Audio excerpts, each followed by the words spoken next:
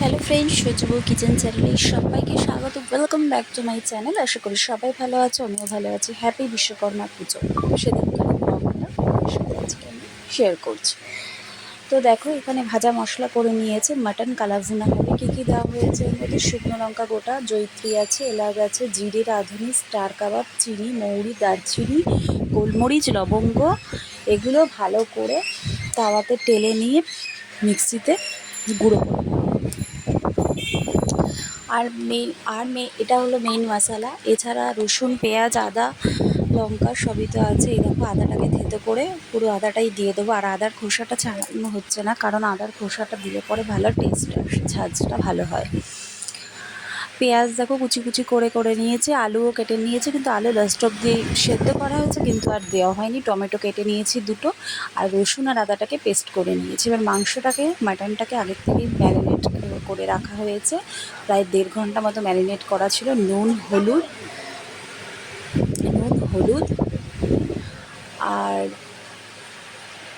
আদা রসুনের একটুখানি পেস্ট নিয়ে, আর তার সাথে শুকনো লঙ্কার গুঁড়ো, যেটা হচ্ছে এটার রান্নার রেসিপির মেইন অংশ পার্ট হচ্ছে শুকনো লঙ্কার গুঁড়ো।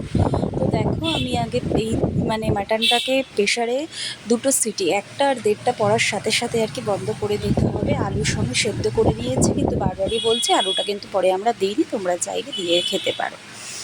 তো এবার দেখো, সিটিটা মেরে দিচ্ছি। এই যে সেদ্ধ করা হলো, এরপর কড়াইতেই কষানো হবে। তো এটা সম্পূর্ণ রান্নাটা হচ্ছে সর্ষের তেল দিয়েই করা হবে। মাংসগুলো সর্ষের তেল দিয়ে করলে খেতে বেশি টেস্ট হয়, এটা তো সবাই জানো। এবার পেঁয়াজটাকে পেস্ট করবো না, পেঁয়াজটাকে ভালো করে ভেজে নেব। তাও আবার একেবারে কড়া হবে না, মানে সুন্দর করে লালচে লালচে করে ভেজে নেব। তো বলো বন্ধুরা, গরমে কেমন আছো? তো বিশ্বকর্মা পুজোর দিনকে আমাদের বাড়িতে গাড়িটাকে পুজো করা হয়েছে। তো সেটার পিক তোলা হয়নি। দোকানেও আমাদের তো প্রিন্টার আছে, আমার শ্বশুরমশাইয়ের দোকানে, তো প্রিন্টার জেরক্স মেশিন সেগুলোকেও পুজো করা হয়েছে। তারপর দুপুরে আমাদের মেনু ছিল দাওয়াত চালের ভাত, তার সাথে হচ্ছে কষিয়ে মাটন কালাভুনা। এই দেখো, এবার যেই পেস্টটা আদা রসুনের আর লঙ্কাগুলো চিড়ে দিয়ে দিলাম। মেইনলি এটা শুকনো লঙ্কার গুঁড়ো, তবুও কাঁচা লঙ্কা দিলাম। আবার দেখো, শুকনো লঙ্কার গুঁড়ো দিচ্ছি। এটা কিন্তু কালারের জন্য নয়, এটা কিন্তু ঝালের জন্যই কিন্তু লঙ্কার গুঁড়োটাকে দেওয়া হচ্ছে। তো ভালো করে কষিয়ে নেব। তারপরে একটু পরিমাণ মতো জল দিয়ে নাড়িয়ে চাড়িয়ে নেব। আশেপাশে গাড়ির সাউন্ড যদি শুনে থাকো, প্লিজ একটু অ্যাভয়েড করে যেও নিজের মনে করে। এবার দেখো, মাংসটা সিটি পড়েছে, 1টা আর 1.5টা পড়ার সাথে সাথে বন্ধ করে দিয়েছি। তো এবার কি করছি দেখতে থাকো তোমরা। জল দিয়ে এটাকে ভালো করে একটু নাড়াচাড়া দিয়ে নিচ্ছি। এটা ধনে জিরের গুঁড়ো আমাদের যে আলাদা করা ছিল, সেইটাই দিয়ে দিচ্ছি। এবার হলুদ নুন পরিমাণ মতো দিয়ে নেব। হলুদ নুন দিয়ে নিচ্ছি, ভালো করে নাড়িয়ে চাড়িয়ে নেব। দেখতে থাকো বন্ধুরা তোমরা। ভালো লাগলে একটা করে লাইক, অবশ্যই একটা করে শেয়ার করে দিও। আর নতুন বন্ধুরা যারা এখনও পর্যন্ত ভিডিওটা দেখছো কিন্তু সাবস্ক্রাইব করোনি, তারা সাবস্ক্রাইব করে দিও। আর পাশে থাকা বেল আইকনটাও প্রেস করে দিও। এই যে ভালো করে নাড়িয়ে যাবে, জল দিয়ে করে নিচ্ছি।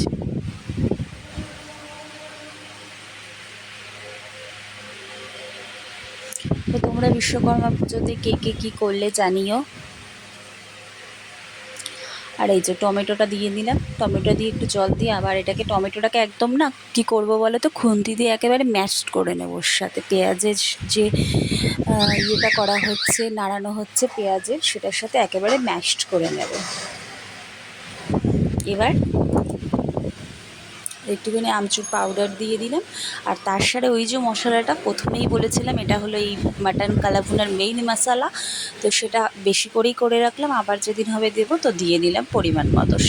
আমাদের যেহেতু মাংস 1 কেজি ছিল, তো সেই অনুযায়ী কিন্তু দিয়েছি, তোমরা কিন্তু পরিমাণ মতো। এটাই কিন্তু এই মশলাটা না হলে কিন্তু এটা একেবারেই টেস্ট হবে না, বারবার বলে দিচ্ছি। মাটন নর্মালভাবেও আমি ছেড়েছিলাম, কিন্তু এটা একেবারেই আলাদা প্রসেসে। এবার সিটি মেরে নিয়ে শুধু মাটনগুলোকে তুলে তুলে একটা একটা করে দিয়ে দেবো। গ্রেভি মানে যে জলটা সেটা কিন্তু দিচ্ছি না, শুধু মাটনটাকে দিয়ে ভালো করে কষাতে থাকবো, তারপর একটু একটু করে ওই যে গ্রেভির জলটা যেটা সেটা দিতে থাকবো, মানে লেগে লেগে আসবে কড়াইতে, তারপর দেখতে থাকবো। চারিপাশে খুব গাড়ির সাউন্ড হচ্ছে।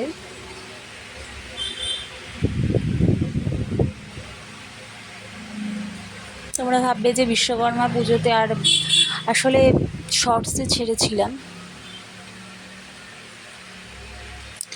খুবই ব্যস্ত, তারপর শরীরটাও ঠিক নেই, ভীষণ গ্যাসের প্রবলেম হচ্ছে, আসলে মাটন খেয়েই হয়তো গরমে হয়ে গেছে। যাই হোক, এখন মোটামুটি ঠিক আছি, তাই জন্য ভাবলাম যে না, তোমাদের সাথে না শেয়ার করলে তো ভালো লাগে না, না তো শেয়ার করেই ফেললাম।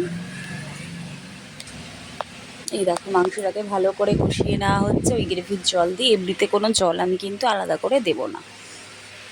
আর এই যে পেঁপে যেটা বলা হয়নি, পেঁপে একটা গোটা পেঁপের অর্ধেকটাকে নিয়ে পেস্ট করে নিয়েছিলাম। জানো তো মাটনের একমাত্র ওষুধ হচ্ছে পেঁপে, যেটা দিলে কিন্তু মাটনটা একেবারেই তাড়াতাড়ি সেদ্ধ হয়ে যাবে।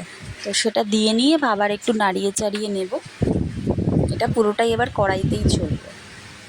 আর এই যে সেই ভাত, আমার হাজব্যান্ড এই ভাত খেতে খুব ভালোবাসে, 120 টাকা কেজি প্যাকেট দাওয়াত চলে, তো এই রাইস খেতে ভীষণ পরিমাণে ভালোবাসে। তো এই প্রায় হয়ে এসছে, একটু ঢেকে দেবো। আলুটা দেখানো হচ্ছে, কিন্তু আলুটা কিন্তু শেষমেশ আমরা দিইনি লাস্টে। এই দেখো ছোলে আলুটা রয়ে গেছে, লাস্টে আমরা আলুটা দিয়ে অন্য একটা আইটেম বানিয়ে নিয়েছি রাত্রে খাওয়ার জন্য। তো যাই হোক, আর এই মাংসটা যেটা হচ্ছে সেটা কিন্তু ভাত দিয়েও আমরা খেয়েছি, আর আর আপনার কী বলে, আর সরি তোমাদের রুটি দিয়ে খেতেও কিন্তু ভালো লাগবে। আর লাস্টে ভিনিগার দিয়ে নিচ্ছি, লাস্ট ফিনিশিং হলো ভিনিগার, বেশি ঢেকে দিলাম, হয়ে গেল। টাটা, ভালো থাকবেন, সুস্থ থাকবেন, নমস্কার।